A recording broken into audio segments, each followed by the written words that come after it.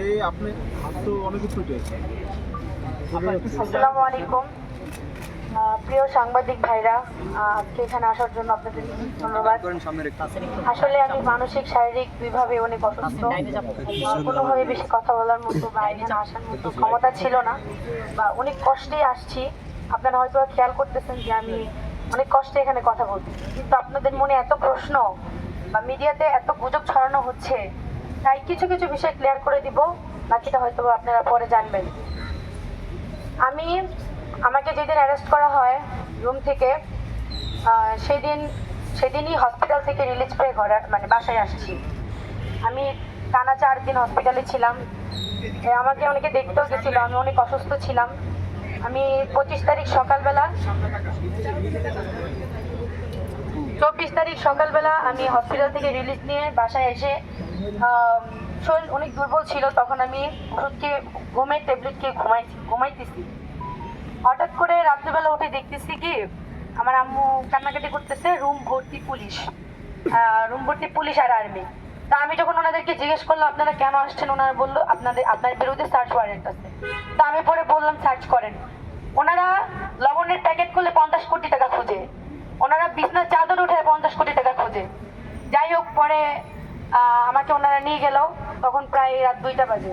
নিয়ে যাওয়ার পরে যখন থানায় আমাকে হস্তান্তর করা হলো, আমি টঙ্গী পূর্ব থানায় আমাকে নিয়ে যাওয়া হয়েছিল। যদি আমার মামলাটা কালিয়াগড় থানায়, টঙ্গী পূর্ব থানায় যখন নিছে, যে পুলিশগুলা আমাকে দেখে সবসময় আপু বলে সম্মান করত, তাদেরকে একবার রিকোয়েস্ট করছিলাম পা পর্যন্ত ধরে যে আমাকে জেলের ভিতরে রাখেন না, আমাকে একটু বাইরে বসান, এই জেলের ভিতরে রাখলে আমি মরে যাব। জেলের অবস্থা এত খারাপ ছিল, ওনারা আমাকে যে ব্যবহারটা করছে আমার সাথে।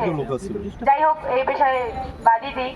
তারপর যখন আমাকে কোর্টে নেওয়া হইলো, আমার আম্মু এমন একজন মানুষ, সে মানে বাড়ি থেকে বাজার পর্যন্ত চিনে না। আমার বাবা জামাতে গেছে 4 মাসের জন্য, আমার মার পাশে কেউ ছিল না। আমার মা সবার দাঁড়ে দাঁড়ে ঘুরছে কিভাবে আমার মেয়েকে বের করব, কোন ইকুল ধরবো, কিভাবে কি করব। 3 দিন পর দেবদূতের মতো অপু ভাই আসছে, গাজীপুরের আহ্বায়ক, অনেকেই আসছে, অপু ভাই, রাশেদ ভাই, রুদ্র ভাই, মহিন ভাই, মহসিন ভাই, তাদেরকে আন্তরিকভাবে ধন্যবাদ, তারা আমাকে অনেক হেল্প করছে। কিন্তু আমি 11 দিন জেলে থাকায় যে পরিমাণ নির্যাতিত হয়েছি, আমার রিমান্ড 2বার হয়েছিল। প্রথম যখন আমি বৃহস্পতিবার মহিলা গাজীপুর জেলা কারাগারে যাই, রবিবার আমার জামিন চাওয়া হয় ম্যাজিস্ট্রেট কোর্টে, তখন ওইখান থেকে জামিন নামঞ্জুর করে রিমান্ড দেওয়া হয় আমাকে। ওই রিমান্ড শেষে যখন আমি কালকে পরশুদিন যখন কোর্টে যাই, তখন আমার মামলার যে আয়ু এসআই ফারুক, উনি আবার রিমান্ড চায় আমার।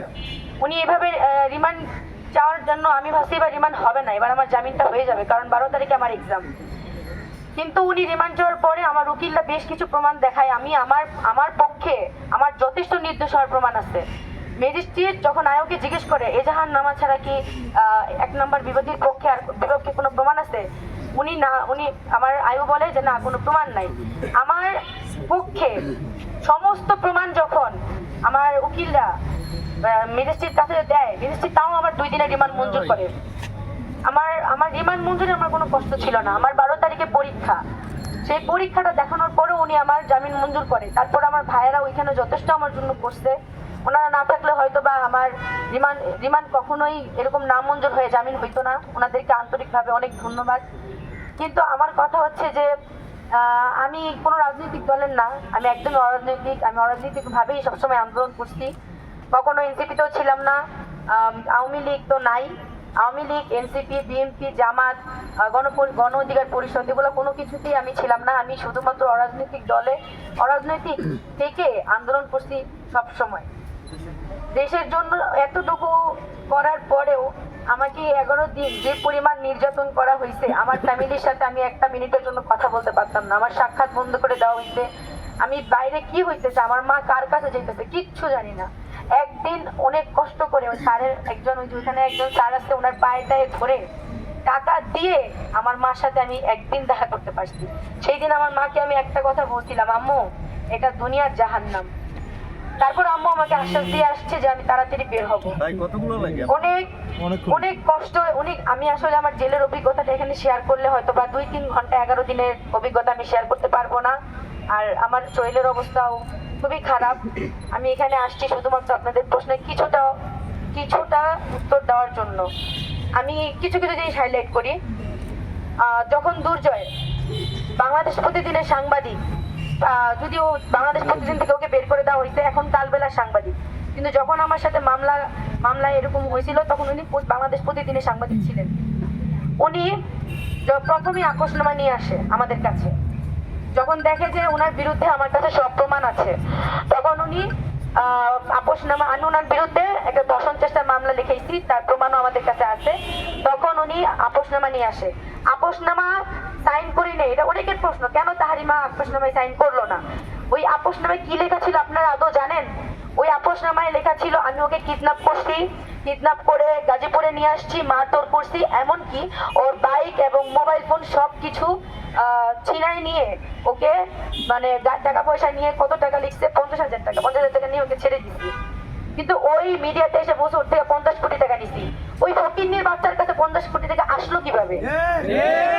ফকিন্নির বাচ্চা 50 কোটি টাকা, ওর অফিসার, বাংলাদেশ প্রতিদিনের অফিসারের কাছে 50 কোটি টাকা আসতো, গুনতে পারবে 50 কোটি টাকা? ওই যে আমাকে 50 কোটি দিবে।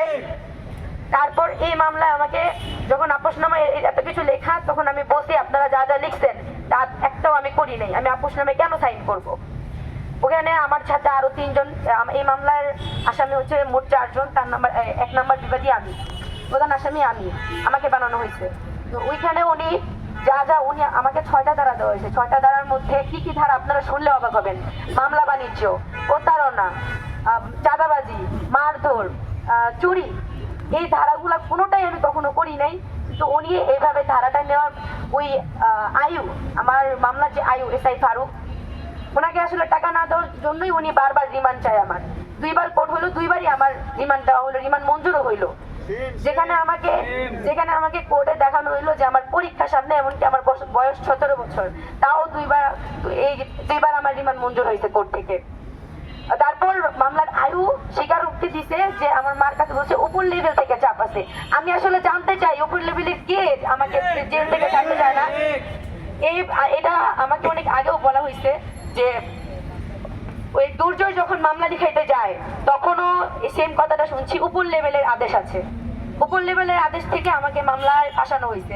অথচ যখন ম্যাজিস্ট্রেট জিজ্ঞেস করলো আমার আয়ুকে যে 1 নাম্বার বিবাদীর পক্ষে কোনো প্রমাণ, বিপক্ষে কোনো প্রমাণ আপনার কাছে আছে, উনি বললো না। তাহলে কেন আমার রিমান্ড মঞ্জুর হইলো? এই প্রশ্ন আমার ওই ম্যাজিস্ট্রেটের কাছে।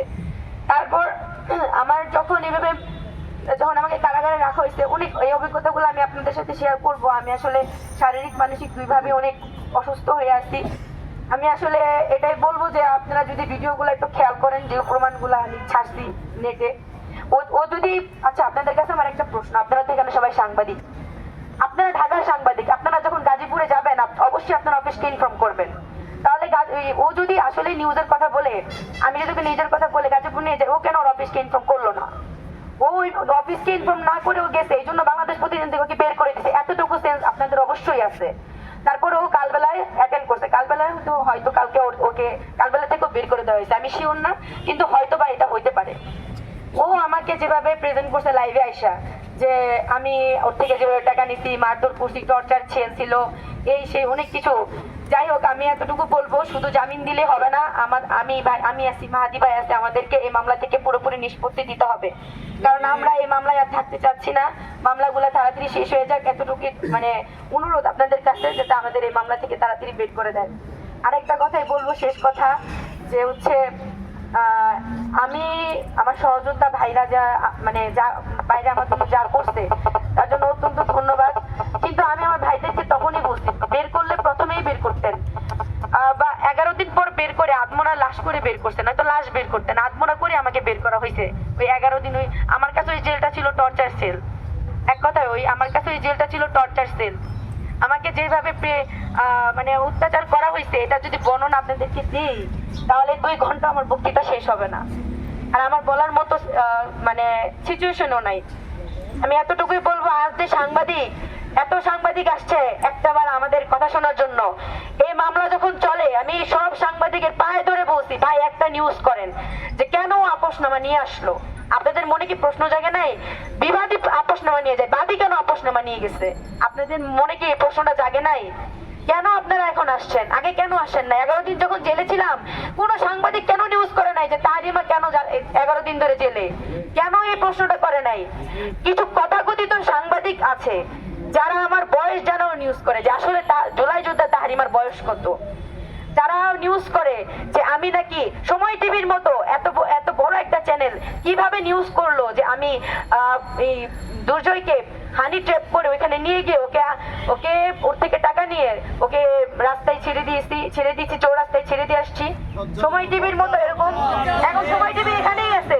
এখন যে সময় টিভি ভুয়া বলে নিউজ দেয়, সময় টিভি সেম কাহিনী আমাকে সবসময় ওরা নেগেটিভ ভাবে প্রেজেন্ট করে। ওনারা এইভাবে প্রেজেন্ট করছে সকালে রিমান্ড, দুপুরে জামিন, সন্ধ্যায় মুক্তি। এটা কেমন কথা? কেমন ভাবে এত বড় চ্যানেল গুলা এইসব নিউজ করতে পারে? ইউটিউবের কথা বাদ দিলাম, আরেকটা আছে কালের কণ্ঠ। এই বসুন্ধরা মিডিয়াকে হুঁশিয়ারি দিয়ে বলতেছি, আপনারা কিন্তু প্রথম আলোর মতো শর্ট খায়েন না। বারবার বলতেছি, আমরা কিন্তু হাদি ভাই চলে গেছে, কিন্তু হাদি ভাই আমাদেরকে শিখাই দিয়ে গেছে কিভাবে কোন সময় কি করতে হবে। আপনারা দয়া করে এতটুকু আপনাদের কাছে রিকোয়েস্ট, আপনারা ভালো হয়ে যান, নয়তোবা আপনাদের উপর আমার স্টুডেন্ট বা আমাদের যে ক্ষোভটা সেটা প্রকাশ হয়ে যাবে অতি শীঘ্রই। আমাদের আসলে জেলে নেওয়ার ব্যাপারটা আরেকটা কথা, আমার সাথে জেলে আরেকটা মেয়ে ছিল, সে হচ্ছে জগন্নাথ ইউনিভার্সিটির স্টুডেন্ট, তানজিলা তাবাসসুম, অর্থনীতি নিয়ে পড়তেছে সেকেন্ড ইয়ারে। ওই মেয়েটাকে পুরো গুম করে রাখা হয়েছে। আমার ফ্যামিলি তো জানতো যে আমি জেলে, কিন্তু ওর ফ্যামিলি জানে ও হলে, ওর ইউনিভার্সিটি স্টুডেন্টরা জানে ও বাসায়। এইভাবে স্টুডেন্টদের মুখ কেন বন্ধ করা হচ্ছে? ওই মেয়েটাও সেম আমার মতো প্রতিবাদী কণ্ঠ ছিল, আমাদের মতো প্রতিবাদী কণ্ঠ ছিল। ওই মেয়েকে এইভাবে জেলে গুম করে রাখা হয়েছে, ওর ফ্যামিলিও জানে না, ওর ইউনিভার্সিটিও জানে না। এইভাবে আমাদের কণ্ঠ রোধ করে রাখা হয়েছে কেন? কে এই উপর লেভেলটা কে, যার জন্য আমাকে আমার ফ্যামিলির সাথে সাক্ষাৎ বন্ধ করে এভাবে টর্চার করা হয়েছে? এই উপর লেভেলটা কে, যাকে তদন্ত রিপোর্ট ছাড়া কিভাবে মামলা লেখানো হয়, তদন্ত রিপোর্ট ছাড়া কিভাবে রিমান্ড দেওয়া হয়, 17 বছর হয়েও কেন রিমান্ড খাইতে হয়? এই প্রশ্নগুলো আমার থাকবে এই সরকারের কাছে। আর আরেকটাই কথা বলবো, আমার সহযোদ্ধা ভাইরা যথেষ্ট করছেন, তার ভিতর অন্যতম ছিল অপু ভাই, তারপর রাশেদ ভাই, আরো অনেকেই ছিলেন যাদের নাম হয়তো বা আমি মানে মনে পড়তেছে না। আমি এমনি অনেক অসুস্থ, আপনারা দেখে আমার চেহারা দেখে অথবা আমার অঙ্গভঙ্গি দেখে বুঝতেছেন যে আমি আসলে এখানে আর বেশিক্ষণ থাকতে পারবো না। আমি অনেক অসুস্থ, আমি খুব কষ্টে আসছি আপনাদের কিছু প্রশ্নের উত্তর দেওয়ার জন্য। ইনশাল্লাহ আল্লাহ আমি সুস্থ হয়ে গেলে আপনাদেরকে আমার জেলে কিভাবে টর্চার করা হয়েছিল, কে করছিল, সবকিছুই বলবো। এই বক্তব্য করে এতটুকুই আমার আপনাদের কাছে।